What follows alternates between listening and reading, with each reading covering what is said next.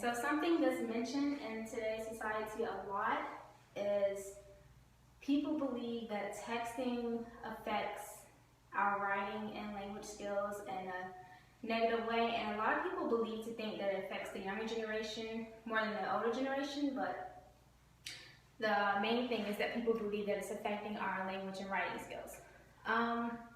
So before texting was even like a big thing, there was, of course, other forms of communication in the past. Taking you way, way back, I guess the most oldest form of communication was what they called messengers. In the past, messengers were the ones who would go to someone and someone would tell them a message to deliver to someone else. So it was more of like a verbal thing. There was no writing involved at all. So the messenger would go deliver that message either by foot or like on a horse or something to the person and deliver that message. Then maybe just taking you way, way, way after that, there's what we have called emailing now. And emailing is where you, well, actually no, before that there was, emailing in AOL Messenger was another big thing.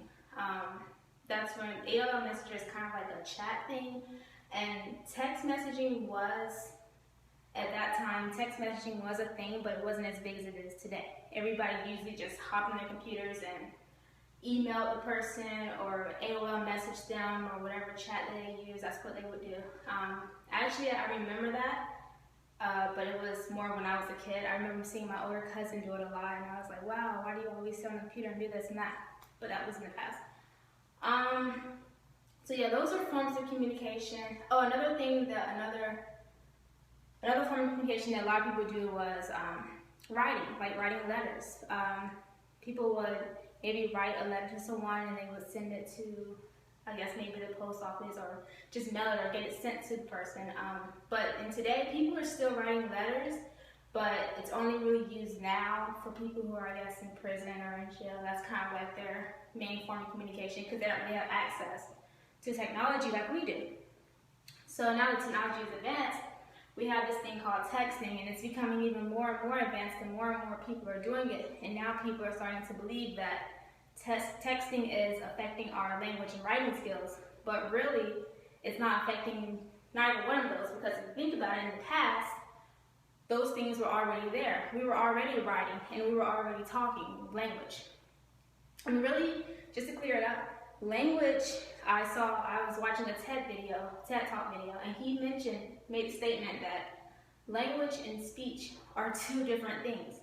So when I thought about that, I was like, that's really true, because language is more of maybe like your culture, your background, how you communicate, like what do you use to communicate is it's verbally. And then speech is just your way of talking. So there's really there's no correlation between texting and language. Now with speech, there may be a correlation between the two, but if anything, speech affects the way of how we text. Texting doesn't really affect our speech. You get what I'm saying? So that's another thing. So I guess like from personal experience, I communicate very often through text messaging. I don't really talk on the phone a lot unless it's to those who are really, really close to me. But as far as friendships and just acquaintances, I usually just text them. I don't really call people. And I think a lot of people do that. But when we text message,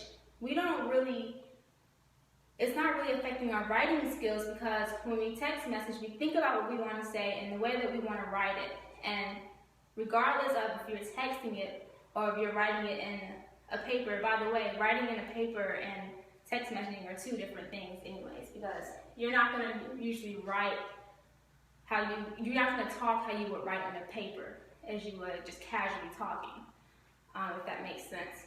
So usually when I text message, I text what I think and I text what I want to say, and that's usually how it happens. I don't usually text the way that I would write on a paper, and that's why I kind of believe that really texting and writing, there's no correlation between the two. There's both different things.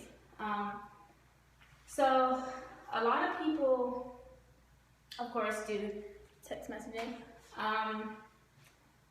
Yeah, so I just wanted to make a statement that there is no relationship between texting and writing, and it doesn't really affect our language skills at all. So.